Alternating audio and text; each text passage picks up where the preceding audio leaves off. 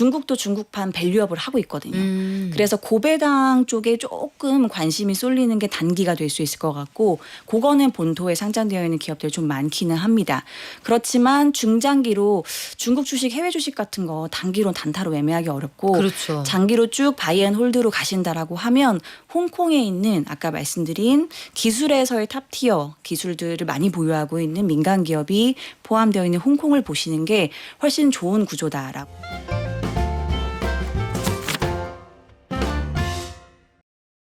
여러분, 솔직히 지난 한 달 동안은 한국 증시가 너무 좋아서 다른 나라 증시에 별로 관심이 없었습니다. 그런데 상반기에 홍콩 증시 성적이 괜찮네요. 20%나 올랐고요. 반면에 상하이 본토 증시는 보니까 0.03% 상승. 상승이라고 하기도 어려울 것 같죠. 아니, 똑같이 중국 증시인데 본토랑 홍콩은 왜 차이가 나는지, 이제라도 들어가도 괜찮을지 KB증권 자산배분전략부 박수현 연구위원에게 한번 자세히 들어볼게요. 안녕하세요. 안녕하세요. 네, 오랜만에 뵙습니다. 그동안에 중국 증시 관련해서 저희 목돈연구소에 오시는 여러 전문가들은 중국 증시 전망 괜찮다. 왜냐하면 너무 싸다. 이런 의견 진짜 많았거든요. 상반기는 지났고 하반기는 전망이 어떤가요? 이게 싸다라는 것도 조금은 구별해 볼 필요가 있는 게 네. 싼 게 비지떡인 건지. 좋은 걸 싸게 파는지 네. 원래 떨이인 건지. 네. 근데 지금은 중국을 관통하는 키워드가 뭐랄까 이 민진국퇴라는 단어가 있습니다. 민진국퇴? 네. 그게 무슨 뜻이에요? 이게 뭐냐면 원래는 시진핑 주석이 들어오고 국진미퇴가 중요한 키워드 중에 하나였어요. 그러니까 국유 기업이 중요한 역할을 경제에서 담당하고 민간 기업은 물러나는. 나라 국자에 네. 그 나아갈 진자를 쓰고 맞습니다. 민간은 뒤로 물러서 후퇴할 퇴자를 썼다. 네. 근데 요게 올해 2월부터 시작해서 바뀌고 있죠. 그래서 민진국퇴, 민간 기업이 다시 중요한 역할들을 담당하고 국가가 조금 뒤에 물러나서 보는 이러한 그림들이 나타나고 있습니다. 네. 아까 서두에서도 정확하게 짚어주신 홍콩 증시가 왜 본토보다 좋을까? 네. 거기에 중요한 분기점 중에 하나가 중요한 핵심 기술을 보유하고 있는 민간 기업들이 대부분 홍콩에 상장되어 있습니다. 상하이는 왜 상장 안 해요? 상하이도 있기는 한데요. 네. 대부분 국유 기업들이 메인이고 네, 2월 달에 있었던 이벤트가 뭐냐면 알리바바 마윤이 공식 석상에 드러나지 않다가 갑자기 시진핑 주석과 약수하는 장면이 앞줄에 앉았더라고요. 네, 노출이 됐었죠. 네, 그 이벤트 이후로 그동안 중국을 억눌러 왔던 특히나 민간 기업을 기반으로 한 이 공동부유의 기조가 조금씩은 후퇴하고 있다. 이러한 분위기가 좀 시장을 많이 이끌고 있는 트렌드 중에 하나로 자리 잡고 있습니다. 그러면 이런 분위기가 조성된다고 하면 말씀하신 것처럼 공동부유하다 보니까 다 같이 못 살게 됐네, 다 같이 배고프네, 이걸 깨닫고 레드라인 이런 얘기 쏙 들어가면 기업을 다시 밀어주면은 투자 조금 더 해도 된다, 논리가 이렇게 이어지는 건가요? 네, 그래서 제가 이제는 싼 게 비지떡이 아니고 정말 이익 모멘텀이 좋아질 수 있는 구간에서 이제는 정말 멀티플 기반으로 싸기 때문에 우리가 들어가도 괜찮겠다. 이러한 판단을 하기 굉장히 좋은 시점이라고 보고 있습니다. 그러면 시장을 나눠서 한번 볼게요. 홍콩 증시는 연초 대비해서 지금 1월 2일하고 비교를 해보면 6월 말 30일 기준으로 한 20% 올랐고, 상하이 증시는 CSI 300 기준으로 보니까 0.03번 정도 그냥 가만히 있었던 거잖아요. 그러면 많이 못 오른 상하이로 가는 게 맞아요? 아니면은 달리는 말에 올라타는 홍콩으로 가는 게 맞아요? 이게 조금 단기, 중장기를 구분할 필요는 있을 네. 것 같아요. 굉장히 단기 관점에서는 여전히 미국이랑 무역 협상을 중국도 논의 중에 있기 때문에 그 구간 안에서는 중국이 우리 굉장히 강하게 재정 정책을 쓸 거예요를 먼저 얘기하기가 조금 애매할 수 있습니다. 협상이 좀 마무리되고 여기에서 마무리되면 내수를 조금 더 진작할 필요가 있을 것 같아 라는 판단이 들 때 재정 얘기를 하면서 조금 더 민간 기업으로 가는 요 그림이 강화될 가능성이 있을 것 같아요. 그 전까지는 중국도 중국판 밸류업을 하고 있거든요. 그래서 고배당 쪽에 조금 관심이 쏠리는 게 단기가 될 수 있을 것 같고 그거는 본토에 상장되어 있는 기업들이 좀 많기는 합니다. 그렇지만 중장기로 중국 주식, 해외 주식 같은 거 단기로 단타로 매매하기 어렵고 그렇죠. 장기로 쭉 바이앤홀드로 가신다라고 하면 홍콩에 있는 아까 말씀드린 기술에서의 탑티어 기술들을 많이 보유하고 있는 민간 기업이 포함되어 있는 홍콩을 보시는 게 훨씬 좋은 구조다라고 말씀을 드립니다. 아, 그러면 20%가 올랐지만 앞으로도 갈 길이 꽤 멀다 이렇게 보시는 건데 홍콩 증시나 중국 증시에 투자를 하실 때요. 그것도 궁금해요. 개별 종목을 보시는 분들도 계시겠지만 ETF로 보시는 분들도 계실 거고 투자할 수 있는 방식이 굉장히 다양할 텐데 거기에 있는 남의 나라 ETF 들어갈 수도 있고 한국 증시나 한국 ETF에서 그걸 담고 있는 상품도 있을 거고 어떤 방식으로 하시는 게 개인한테는 제일 유리합니까? 이게 우리나라 전체 ETF 시장에서는 건강한 건지는 잘 모르겠는데요. 일단 소비자, 투자자분들 입장에서는 ETF도 거래 비용이 들어갑니다. 운용 수수료 같은 게 들어가는데 이왕이면 비용이 낮은 데 들어가는 게 좋잖아요. 근데 우리나라 ETF 시장이 좀 걱정된다고 말씀드린 이유는 중국에 상장됐거나 해외에 상장되어 있는 중국 ETF보다 우리나라에서 운용하는 ETF의 수수료가 더 낮습니다. 아, 그래요? 네. 우리는 그 해외에서 운용하는 건데도 불구하고 네. 그래서 우리나라에 있는 홍콩을 대표하는 ETF, 저는 이제 항생테크라고 하는 네. 지수를 가장 좋아하는데요. 이런 쪽을 들어가시는 게 좀 더 유리하다라고 볼 수 있습니다. 그러면 아직까지 갈 길도 남아있고 수수료도 싸고 그러면은 이제 고민을 좀 해보실 만할 것 같은데 여기에서 우리가 짚어봐야 되는 변수가 미국하고 협상을 아직 진행하고 있잖아요. 뭔가에 서명했다고 하더니 그 내용은 안 가르쳐주고 트럼프 대통령이. 근데 지금 아직도 항상 그 일촉즉발의 상황을 만들 수 있는 게 히토류 같은 건데 그런 건 아직 얘기가 정리가 안 된 거 아니에요? 히토류는 전개되는 사항들을 좀 봐야 되지만 네. 일단은 미국의 최근에 보도 나오는 내용들을 보면 미국에서 먼저 이 첨단 반도체를 설계할 수 있는 소프트웨어를 중국한테 오픈을 다시 했다라는 보도가 나오는 걸로 봐서는 중국도 중요한 히토류들을 미국에 다시 공급을 하고 있다로 연결해서 보는 게 합리적인 것 같습니다. 그래서 중요한 2차 합의 영국 런던에서 했던 내용이 골자가 미국은 중국한테 반도체 관련된 규제를 풀고 중국은 미국한테 히토류 공급을 더 확장을 하고 이러한 방향성은 좀 설정이 된 것 같아요. 근데 이 여러 국가들을 볼 때 사실은 뭐 굉장히 많은 국가가 미국과 협상을 하고 있기 때문에 중요하게 저는 판단하는 게 두 가지인 것 같습니다. 첫 번째로는 얼만큼 미국을 상대로 이 협상력을 가지고 있는 카드가 많은가. 이게 일단 1번이 될 수 있을 것 같고 두 번째로는 이것과 연결돼서 혹시나 협상이 결렬됐을 때 자국 안에서 얼만큼 부양책을 쓸 수 있는 또 부양책 카드가 많이 있는지 이게 중요한 것 같은데 중국은 히토류라고 하는 너무 중요한 전략 자산을 가지고 있죠. 있고요. 그리고 상대적으로 내수 부양을 위한 카드도 좀 많이 아껴놓은 상황입니다. 양회 때 원래는 초장기 국채 같은 거 1조 위안 발행할 거다라고 했는데 그 절반 정도만 발행을 했거든요. 요거는 좀 카드를 아껴서 협상이 진행되는 걸 보고 추가로 발행을 하겠다라는 심중이 포함되어 있는 것 같아요. 그래서 이런 것들을 봤을 때 중국은 조금 더 밖으로는 협상할 수 있는 히토류 카드를 잘 활용을 하고 있고 안에서는 내수 부양 카드까지 쥐고 있다 보니까 지금 전반적으로 아시아 시장을 봤을 때 중국의 주식이 상대적으로 괜찮았던 이유가 여기에 있다. 그리고 히토류는 또 미국 입장에서는 탐날 수밖에 없는 이유가요. 그렇죠. 지금 여러 지역에서 전쟁이 발생하고 있잖아요. 미국이 기대하는 것 중에 하나가 군수 품목에 대한 수출을 늘리는 겁니다. 근데 미국이 판매하는 이 전투기 같은데 가장 중요한 히토류가 영구 자석입니다. 근데 이거는 중국이 압도적으로 글로벌에서 90%를 공급합니다. 그냥 혼자 다 파는 거네요. 네, 그래서 중국이 없으면 미국은 사실은 이런 전투기 같은 걸 생산해서 수출은 뭐 꿈도 못 꾸기 때문에 그런 방향성에서 중국이 어찌 보면 협상 카드를 잘 마련해서 대응하고 있다라고 볼 수 있을 것 같아요. 그렇다면은 상하이 본토 증시가 0.03%만 상반기에 올라간 건 그만큼만 올라가게 중국 정부가 조절하고 있었다라고도 볼 수가 있겠네요. 그거를 조정을 했다라고 보기는 조금 이 시점에 따라서 다를 수는 있겠지만 관점에 따라서 일단 본토 안에는 시크리컬 기업들 비중이 높습니다. 경기 민감주들. 네, 경기 민감주이면서 국유 기업들. 근데 대부분 이런 기간 산업들은 국유 기업들이 많이 중요한 포지션을 차지하고 있거든요. 네. 그리고 사실은 중국의 PPI가 30개월 이상 마이너스입니다. 생산자 물가가. 그러다 보니 이러한 경기 민감주들이 가격 기반에서 실적이나 이익을 잘 내기가 굉장히 어렵죠. 그래서 사실은 횡보하는 그림들을 보이고 있고 협상안들은 그래도 마련되는 게 좀 보이니까 네. 급락하는 사이클까지는 아니었다라고 보여지고요. 아, 그러면 표현을 좀 바로 잡자면 조절했다기보다는 조금 더 오를 수도 있지만 굳이 그렇게까지 애를 쓰진 않았고 카드는 남겨뒀다. 요 정도 표현으로 가름할 수 있을 것 같은데, 아니 최근에 중국의 그 무역 수지를 보면 희한한 게요. 5월 수출액이 줄어들 줄 알았거든요. 근데 관세가 본격적으로 부과되고 난 이후에도 보니까 5월 수출액이 전년 동월 대비 5% 가까이 늘었어요. 요거는 어떻게 된 조화 속일까요?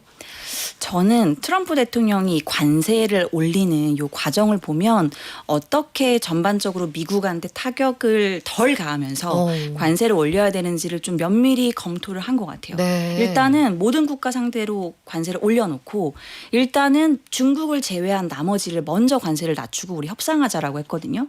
이거는 첫 번째 아이디어로 볼 수 있는 게 우회 수출은 받아야겠어. 중국만 관세 높은 거는 괜찮은데 다른 나라 우회 수출까지 다 막으면 우리 굉장히 힘들 것 같아. 힘들죠. 물가가 기하급수적으로 올라갈 것 같아. 이거에 대한 이제 판단을 한 것 같고요. 그다음에 중국도 결국은 90일 유예를 했죠. 그래서 신학기 시즌을 앞두고 그때 미국 항해에 있었던 중국에서 들어온 여러 가지 물품들 이미 소진이 됐고 네, 추가로 받아야 돼라는 것들이 미국 안에서의 여론이었거든요. 이런 것들을 반영을 해서 사실은 글로벌 공급망이 여전히 엮여있기 때문에 그렇죠. 이렇게 단절을 한순간 시키기가 쉽지 않습니다. 메이드 인 차이나 없이 살기 어떻게 할 거예요, 갑자기? 네, 그래서 일단은 아까 말씀드린 중국의 5월 수출도 그래서 보면 아세안 지역, 유럽 지역이 굉장히 많이 늘었습니다. 대부분 이제 15% 이상 늘어났고요. 그리고 주로 선진국, 신흥국을 나눠봐도 신흥국으로 나가는 게 10%를 이제 플러스로 보였고 선진국은 마이너스였습니다. 그러니까 이게 대부분 우회 수출로 여전히 미국으로 나가는 물량들이 있다. 이렇게 좀 볼 수 있을 한적하는 것 같아요. 물량을 일부는 그냥 한눈 감고 받아주는 거네요. 네. 그러니까 미국 입장에서도 당장 지금 슈퍼마켓 매대가 다 비어버리면 답이 없으니까 그러니까 요거는 다른 나라에서 온 걸로 치고 우리가 일단 쓴다. 요렇게 본다는 얘기인데 아니 트럼프 대통령이 10월에 중국에 간다 이런 얘기도 일부 외신은 하더라고요. 그러면 굳이 간다? 그 뭔가 선물을 주고받을 거 아니에요. 요때쯤에 극적인 타결 이런 것도 지금 가능한 상황이 될 수 있을까요? 일단 트럼프 대통령이 워낙 예측 불가능한 사람이기 때문에 지난번에도 트럼프 1기 때 시진핑 주석 만나고 와서 그 다음날에 관세를 올렸거든요. 아니 그게 왜요 진짜. 네. 그래서 이거는 예측하기 어렵지만 일단은 미중 갈등 칼자루는 미국이 쥐고 있는 게 맞죠. 그래서 미국의 상황을 살피는 게 굉장히 중요한데 미국의 최근에 나오는 경제 지표들이 그렇게 건강한 지표들이 나오고 있지는 않습니다. 아 그런가요? 네, 그렇기 때문에 사실상 지금의 관세 인상을 더 더 강하게 끌어올리는 게 미국 입장에서 유리하지 않다라는 판단을 할 것 같습니다. 그렇기 때문에 저는 사실 여기서 관세가 다시 100% 이상으로 올라가고 중국 상대로 그럴 가능성은 상당히 낮을 것 같고요.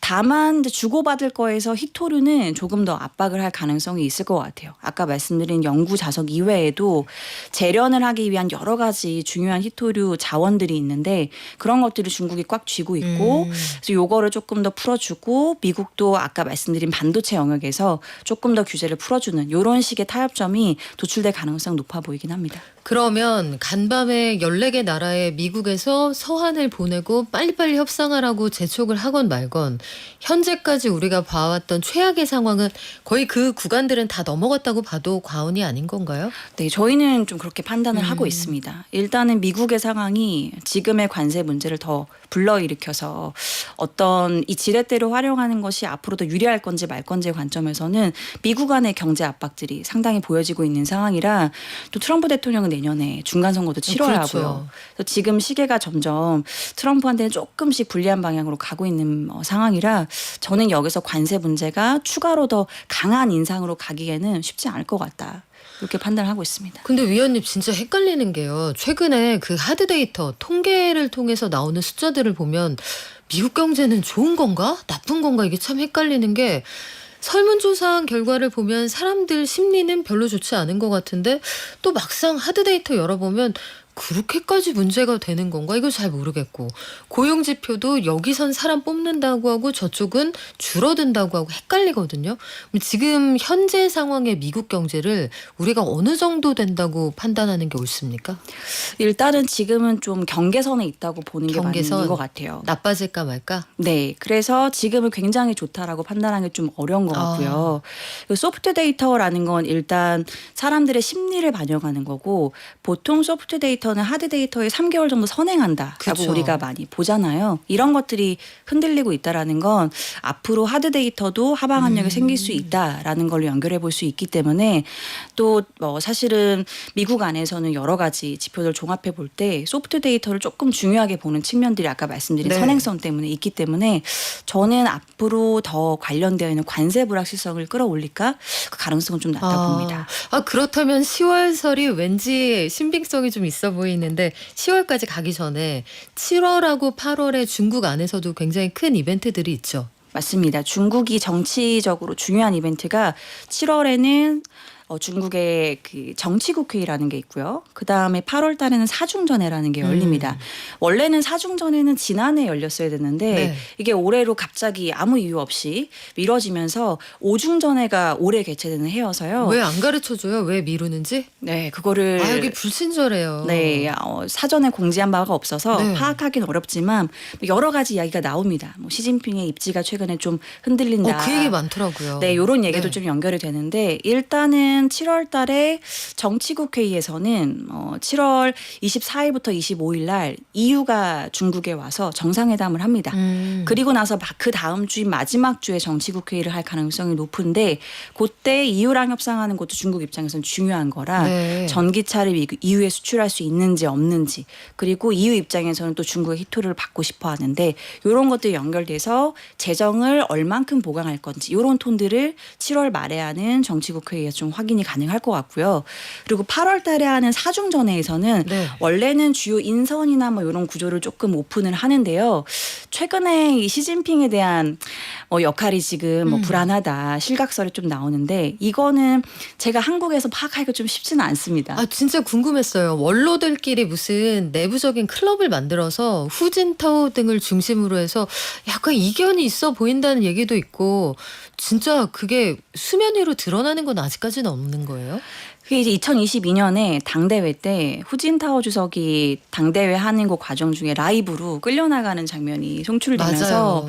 이 후진타오를 주도로 하는 공청당에 다시 결집하는 계기가 됐다. 뭐 이러한 루머가 있기는 합니다. 네. 이거를 확정지어서 말씀드리기는 어렵지만 그런데 저는 이제 팩트 기반, 그러니까 중국 정부의 홈페이지가 바뀐 거. 그 전후로 봐서 이거는 확실히 바뀐 게 맞기 때문에 그걸 기반으로 봤을 때는 국방부에 중앙군사내 위원 2명이 확실히 없어진 건 맞습니다.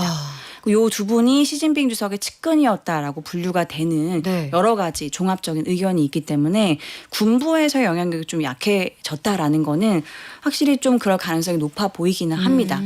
그러면 시나리오를 좀 그려보면 네. 만약에 시진핑 주석이 임기를 채우지 못하고 내려간다. 야, 네. 시황제라더니 이거는 네. 중국의 이 국가의 역사를 보면 가장 중시하는 단어가 전체주의거든요.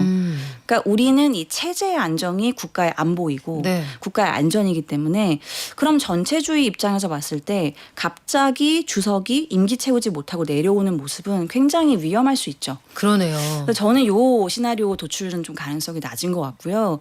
임기를 일단 3년이면 2027년까지 하기 때문에 요거는 채우고 2028년에 이 질서 있는 권력 이양이 나타나는 게 조금 더 가능성이 높지 않을까. 그리고 여기랑 연결돼서 정권을 잡고 있는 게 아까 말씀드린 후진타오, 리커창을 주도로 하는 공청당인데 여기에 슬로건이 만중창업 만중창신입니다. 그러니까 무슨 뜻이죠? 스타트업 붐을 일으키는 겁니다. 만중의 창업. 네, 모두가 창업을 해서 우리가 앞으로 경제 발전에 기여할 수 있는 기업들을 만들자. 그때 알리바바, 텐센트 이런 기업이 만들어진 겁니다. 그래서 이건 저의 추측이지만 2월 달에 갑자기 시진핑 주석이 왜 이런 스타트업 기업들을 불러 모아서 굴지의 플랫폼 기업들과 악수를 했을까? 이것도 일종의 정치적인 변화에 따른 시진핑 주석의 대응일 수도 있겠다. 근데 우리의 관심은 결국 중국의 경제이고 그렇죠. 주식시장이잖아요. 이 방향성이 경제와 주식에 나쁜가? 이거는 긍정적인 방향입니다. 그렇다면 다시 결론은 테크주로 모이게 되는 그런 상황인데 지금 귀에 쏙쏙 들어온다고 난리 났어요. 나 그나저나 저것도 궁금합니다. 테크주가 유망하다는 건 이제 다들 인식을 하셨을 텐데 본토 주식이 본격적으로 올라가려면 아까 말씀하신 것처럼 금융, 부동산 또 경기 민감주 기타 등등 이런 것들이 올라가야 되잖아요. 내수 부양책이 먹혀 들어야 한다는 건데 시진핑 주석이 열심히 해온 내수 부양책 뭐 이구한신을 비롯해서 이런 것들은 별로 약발이 서지 않나요? 일단은 너무 오랜 기간 코로나 봉쇄를 했고 그리고 공동부유 기조 하에서 민간 기업들이 사실은 ROE라고 하는 이익선 지표가 높은 만큼 네. 고용 창출도 많이 했습니다. 근데 이렇게 고용 창출에서 엔진을 하는 민간 기업들을 억압하고 그리고 봉쇄를 하면 당연히 경제 활동이 없어지죠.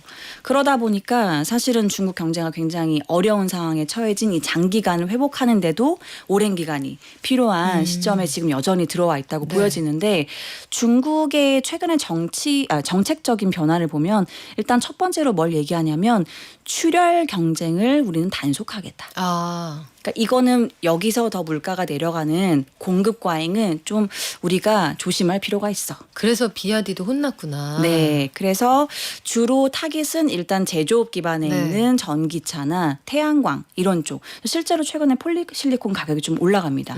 정부가 공급 과잉을 좀 줄이라고 하니까. 그리고 곁다리로 진행되는 게 이거 우리나라랑도 연결되어 있는 철강 화학 같은 거. 이런 것도 좀 감사한 얘기가 계속 네. 나옵니다. 그래서 우리나라도 주가가 좀 들썩이고 있는데 이런 것들은 중국 안의 내수 부양을 위해서는 중요한 정책적인 변화라고 볼 수 있죠. 공급 과잉이 너무 많이 늘어나는 거는 내수 부양에는 확실히 마이너스 효과가 나기 때문에 이거는 맞는 방향성이라고 보여지고요. 두 번째로는 내수 부양하기 위해서 실제로 소비 쿠폰을 많이 뿌리고 있긴 네. 합니다. 그게 이제 이구한신하고 해서 내구재를 소비할 수 있게끔 하는 보조금을 정부가 주는 게 있고 중국 정부가 최근에는 서비스 시장 활성화를 위한 여러 가지 보조금도 주고 있거든요. 그래서 정치 회의에 보면 서비스 소비 시설에 대한 투자를 확대해야 된다. 이런 얘기가 많이 나오는데 거기서 수혜를 보는 기업 중에 하나가 뭐 텐센트 뮤직 같은 게 있습니다. 우리나라랑도 연결되어 있죠. 이게 뭐냐면 중국의 새로운 소비 트렌드라고 하는데요. 중국의 신소비를 이끌고 있는 새로운 소비의 주축이 잘파 세대, 더 어린 연령층. 그래서 자꾸 우리나라 엔터 기업들 주식도 사려고 하고 그러는 거군요. 네, 텐센트 뮤직이 하이브가 들고 있는 SM 지분을 전량 매수를 했죠. 네. 그래서 이런 것들이 새로운 소비의 트렌드가 너무 명확하게 움직이는 걸 보여지고 아까 말씀드린 텐센트 뮤직은 중국 홍콩에 상장되어 있는데 연초 이후 수익률이 80% 이야. 올라와 있습니다. 역시 이 모든 걸 종합할 때 중국이 어떻게 움직이는지 아마 그림이 그려지실 겁니다. 우리 조만간 한 번 더 뵈야겠죠. 지금까지 KB증권 자산배분 전략부의 박수현 연구위원과 함께했습니다. 고맙습니다. 감사합니다.